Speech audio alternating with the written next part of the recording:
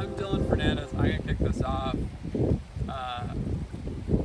kind of set the stage. Then you're going to hear from Andrew Gottlieb from the Association to Preserve Cape Cod and Seth Robine from the Cape Cod Fishermen's Alliance. So we're gathered here because of a threat to our region. Holtec's plan to dump nuclear treated wastewater from the Pilgrim Power Plant into Cape Cod Bay. I'm Dylan Fernandes. I'm a state representative, joined by Andrew and Seth. And in 2023, Holtec applied for a permit to begin dumping up to 1.1 million gallons of wastewater into Cape Cod Bay.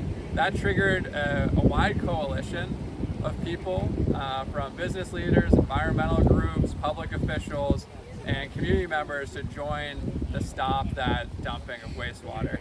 APCC has been a leader on this, and we worked with them to identify the Ocean Sanctuaries Act, which prohibits new industrial discharge of pollutants into Massachusetts waters designated as ocean sanctuaries, and gives the state some preemptive authority over this. And we led the effort alongside the APCC and a whole number of other, a broad coalition of people standing up against this to alert the administration about this law.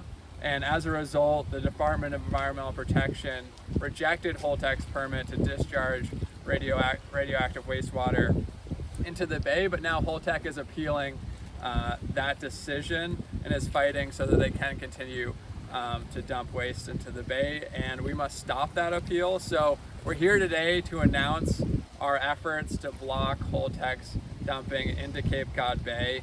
I, along with 18 others, including the APCC, have filed a formal motion to intervene and block this appeal. I think there's some other petitioners here as well today. And on September 19th, we filed that petition to become an intervenor to the case before the DEP so we can communicate the very real impact this dumping would have on our region. The stakes are high. The blue economy in Plymouth and on the Cape and Islands is worth $1.4 billion, supports over 200,000 jobs, and it depends on the cleanliness of our waters. Blue economy tourism alone is worth $650 million, and we have a fishing industry that's into the hundreds of millions as well. And encouraging tourism is about sales and marketing. Dumping treated nuclear wastewater into Cape Cod Bay harms our region's ability to market itself as a tourist, beach, and seafood destination. It harms our local fishing industry. And so we must hold Holtec accountable and demand that they dispose of nuclear waste in a responsible way. Holtec has repeatedly breached the public trust. They must stop the appeal, and we're working to make sure that happens and make sure we stand up for the residents of Plymouth, residents of Cape Cod, this entire region, and blocking this appeal from Holtec. And so with that, I'll turn it over to Andrew Gottlieb, who can get into some of the finer points of the appeal and the intervening, and anything else you want to say?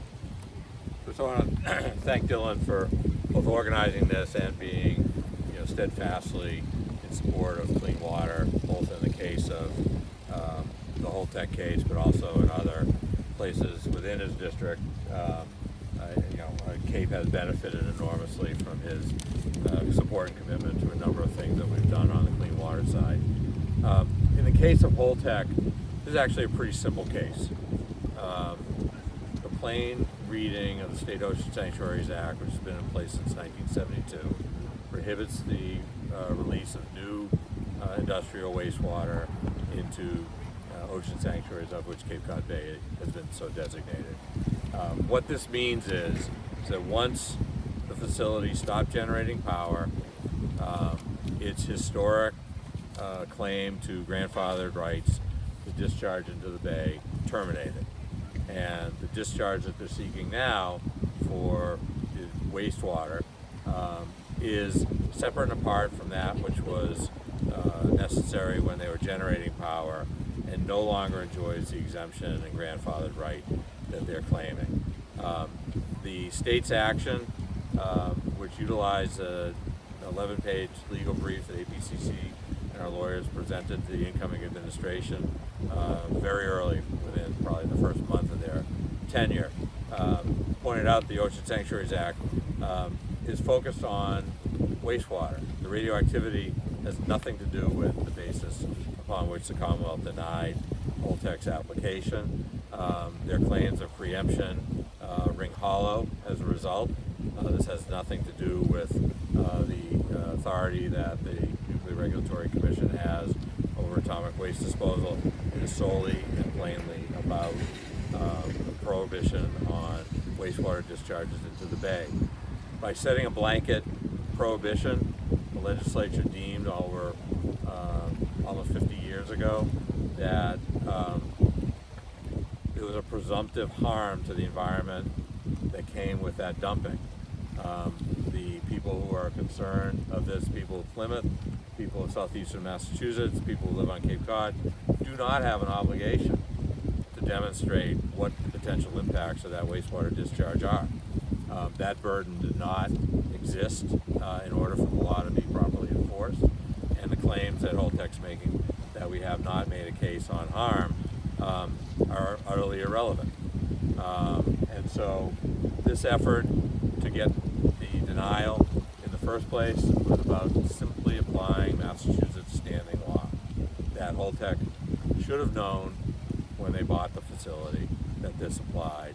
If they had bad lawyering, our lawyers were available, they knew it, we could have hired them. But they bought into this obligation. They bought into this obligation and they committed to comply with all Massachusetts rules and regulations that were not otherwise preempted by the federal government in the settlement agreement with the Commonwealth, and they are plainly seeking to violate that legal and moral obligation. So this permit appeal, although anybody who gets a permit action for or against has the ability to appeal, they're exercising those rights. It's a delay tactic. It's a cynical delay tactic to give them time to continue to find ways to dispose of this wastewater at the public's expense, not at their own. And as such, we've talked to them at the NDCAP meeting last Monday, saying, well, you clearly have an incentive, if what you say is true, about your desire to move forward with this facility, to expedite the hearing, and we're going to renew our call to Holtec to request an expedited hearing of the hearings officer at DEP so we can put this whole issue to bed. Holtec has claimed that the additional 4 years that they have slowed down the cleanup process and delayed the return of this property for other beneficial uses to southeastern Mass and Plymouth is a result of permit uncertainty. The permit uncertainty is created entirely by Holtec. They have permit certainty. They got denied.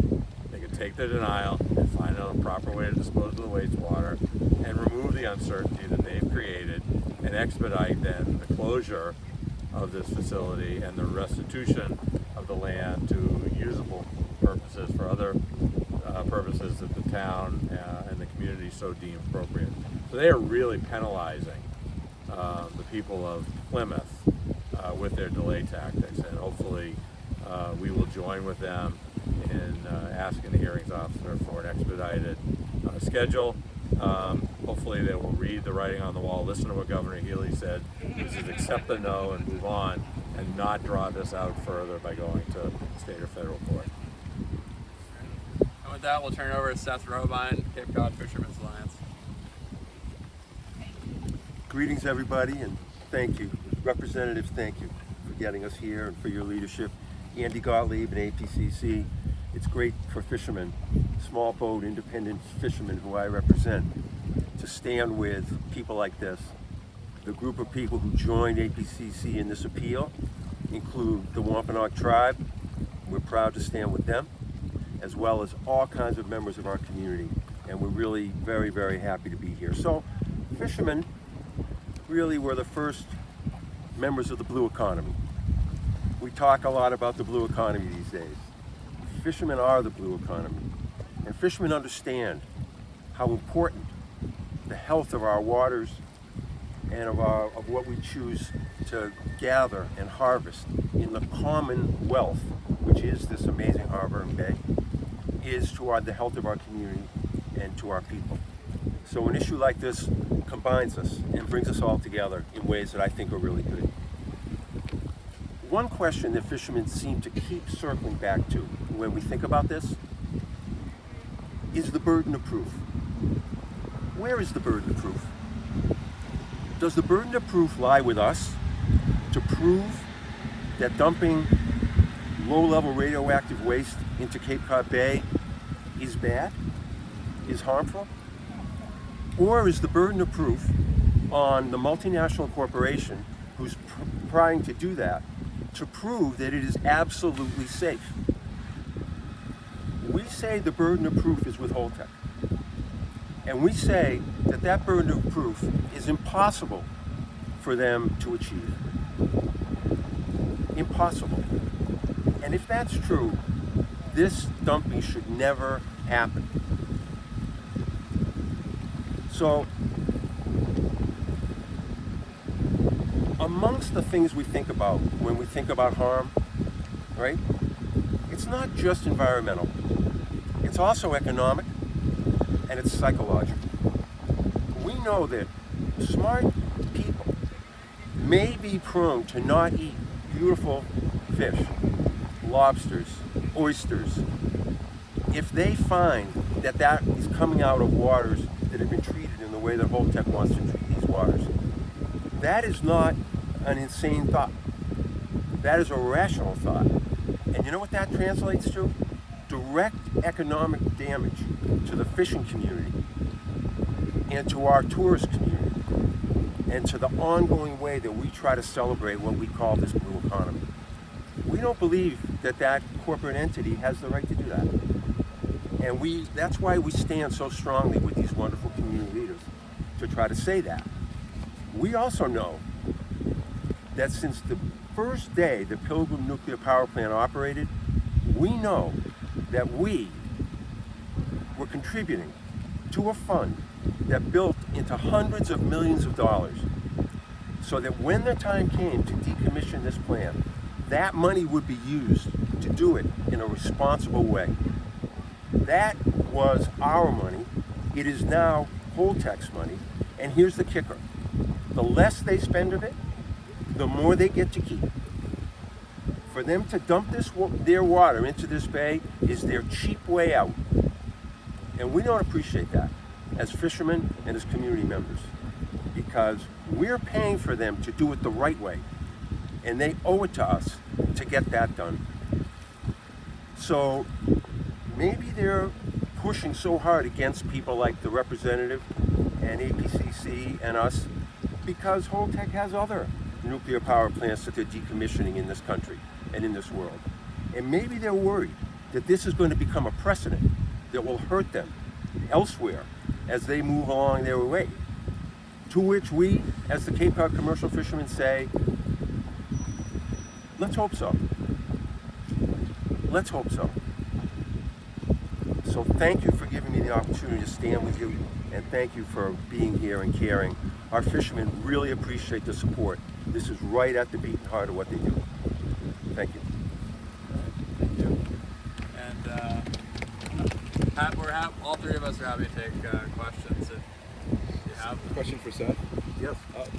So to give you a little pushback on the economic damage argument, when they were operating as a power plant, they were dumping more radioactive water than they are intending to do now.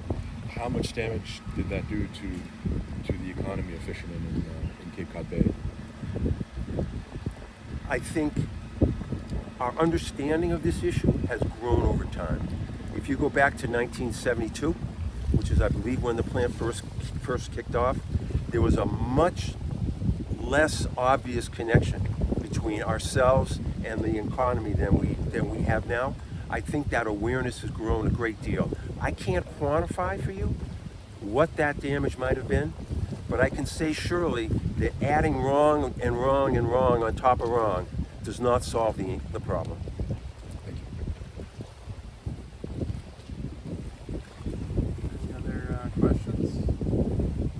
I do have the list of all the intervenors. If you want to take a picture on your phone, you're welcome to. That's helpful. And if no further questions, thank you guys for coming out. Appreciate it. I'll ask you one what in your view is the best course of action for the water at Pilgrim now?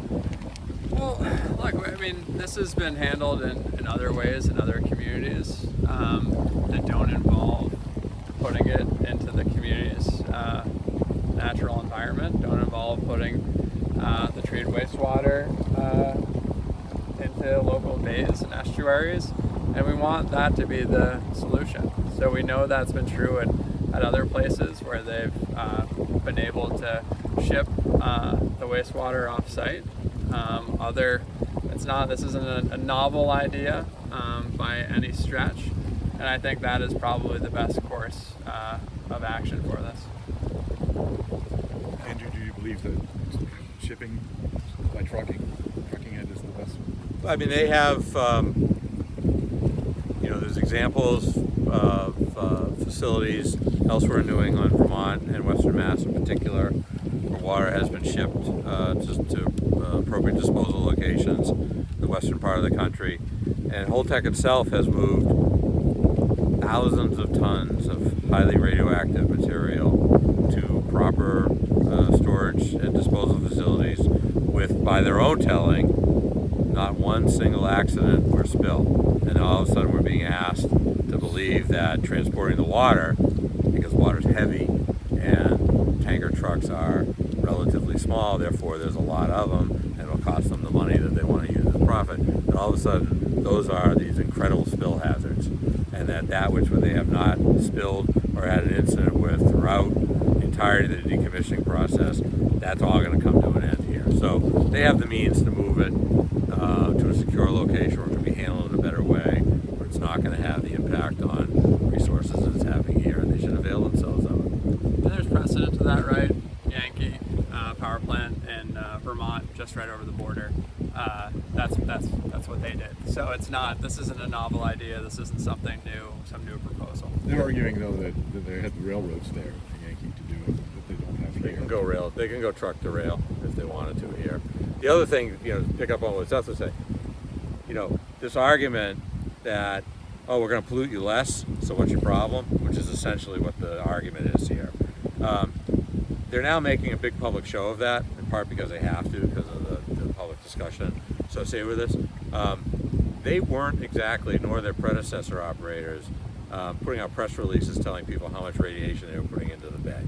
And so why this is different now is that the people who are making decisions on where to buy shellfish, the people who are making decisions on where to recreate, the people who are making decisions on where to rent or purchase property are now very much aware of the fact that they're proposing to put a new source of radiation. And let's not forget, radiation is cumulative.